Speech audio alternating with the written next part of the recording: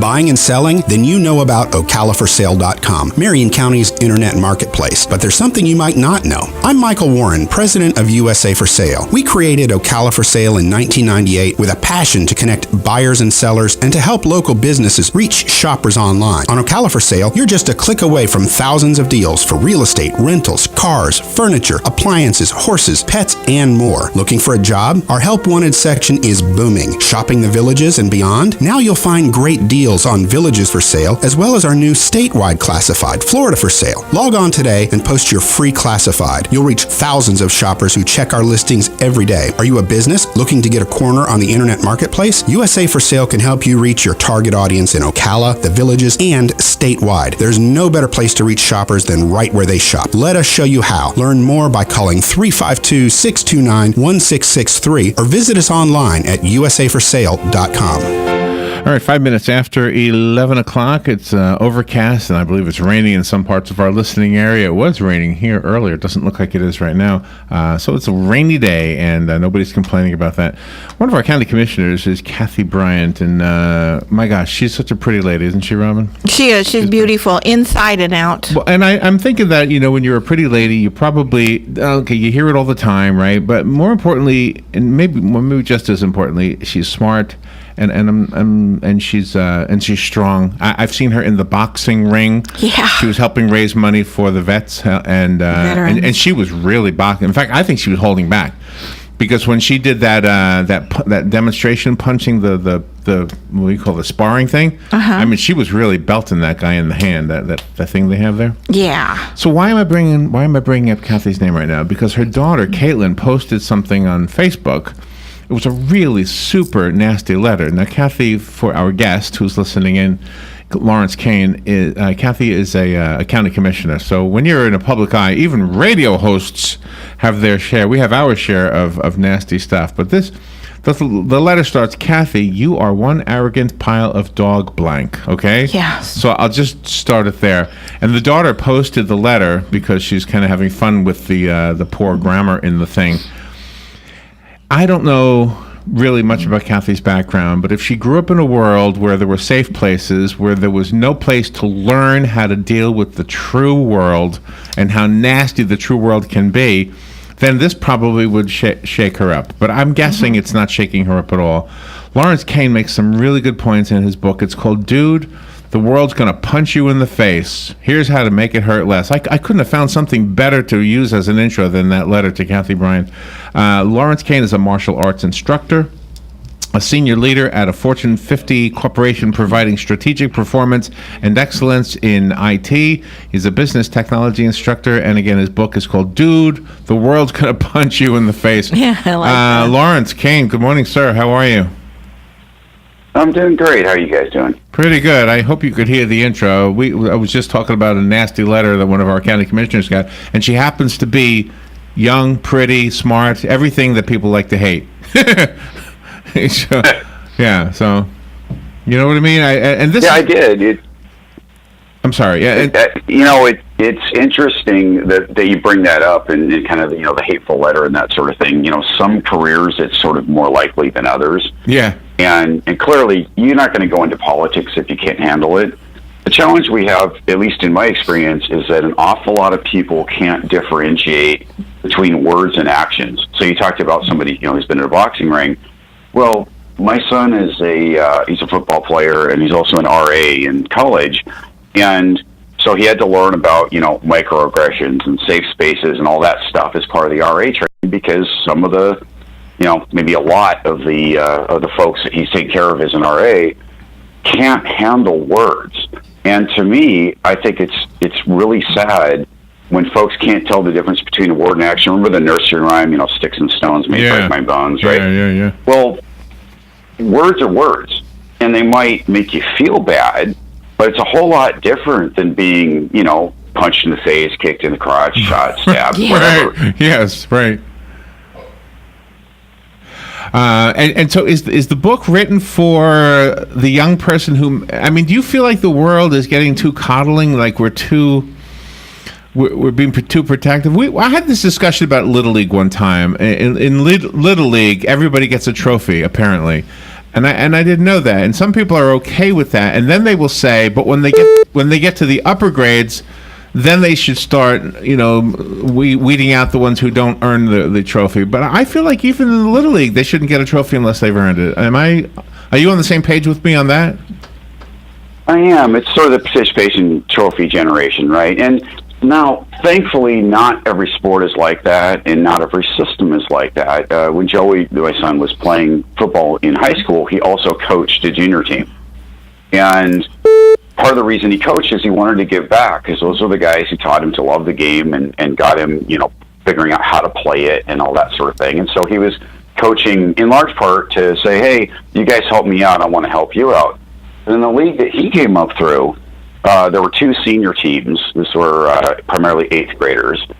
His team went undefeated and won not only their league championship in an invitational tournament.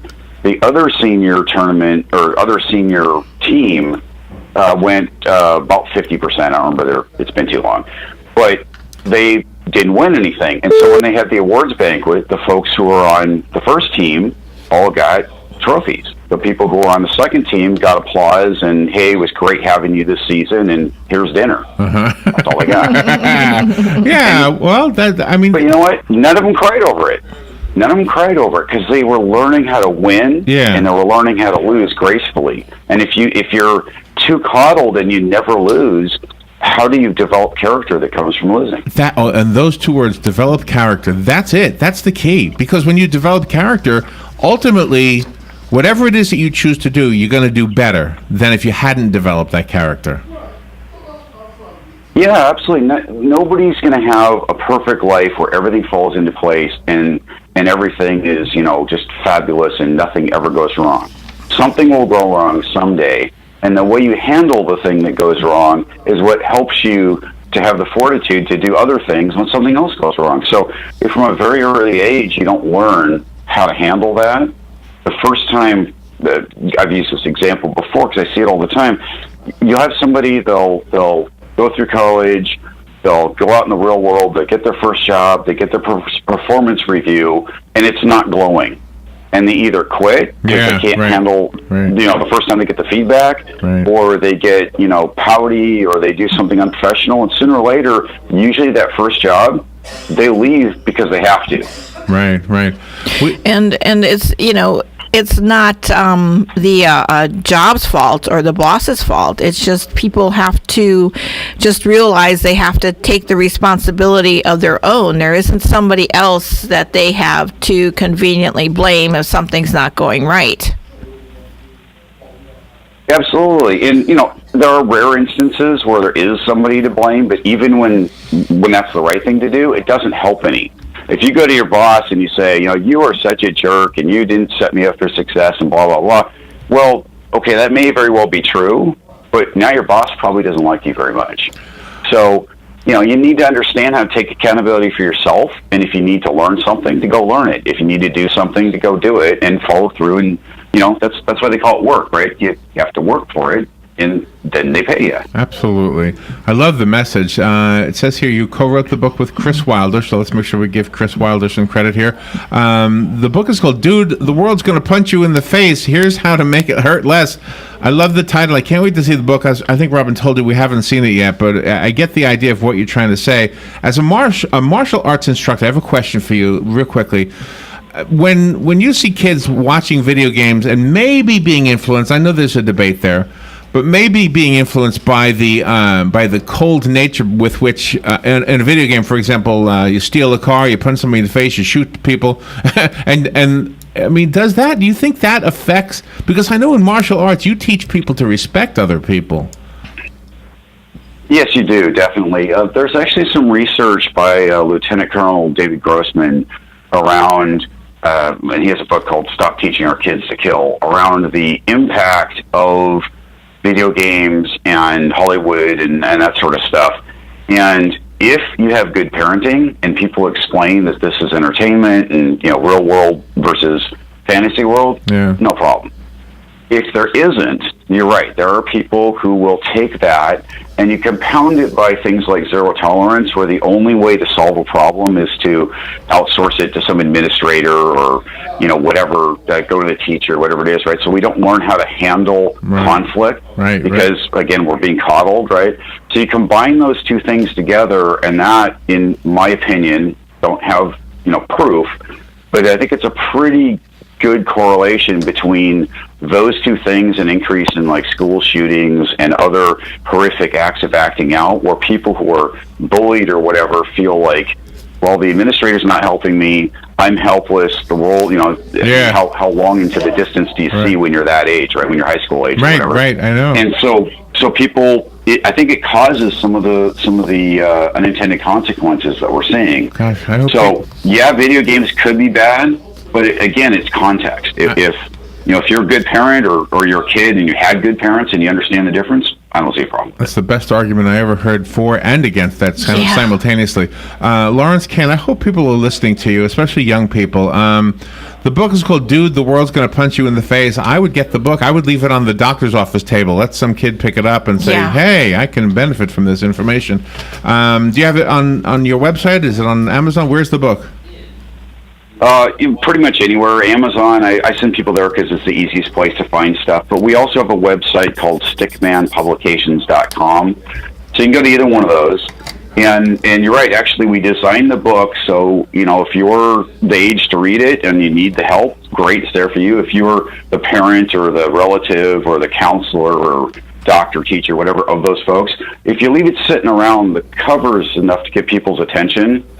And when they start to glance at it, it's one of the only books that I'm aware of where it's not designed to be read cover to cover. It's designed to pick it up, read a section, there are only a couple pages, do the action it takes, and you're immediately better for it.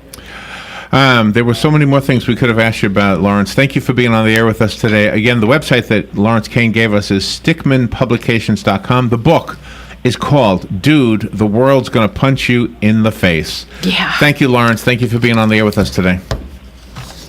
Thanks, guys. And remember the subtitle, Here's How to Make It Hurt Less. And that's really what it's all about. Here's how to make it hurt less. Absolutely. We'll be right back. The weather is brought to you by myfwc.com. Safe boating is no accident. Plenty of clouds on this Wednesday with a shower or two in the morning, followed by a steadier, heavier rain and a thunderstorm later today, the high 71 to 75. Wednesday will be mostly cloudy at night with a shower and thunderstorm in the area, low 59 to 63. Thursday, mostly cloudy with some showers and perhaps a thunderstorm, high 75 to 79. For Friday, some sunshine and warm, high 79 to 83. From the Florida Weather Center.